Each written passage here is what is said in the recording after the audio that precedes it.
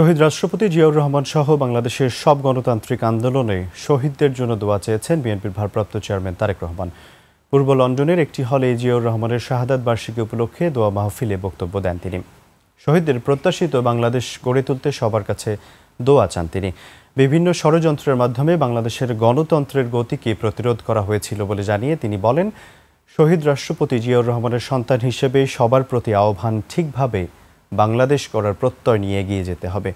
যুক্তরাজ্য বিএনপি নেতাকর্মীরা সে সময় উপস্থিত ছিলেন।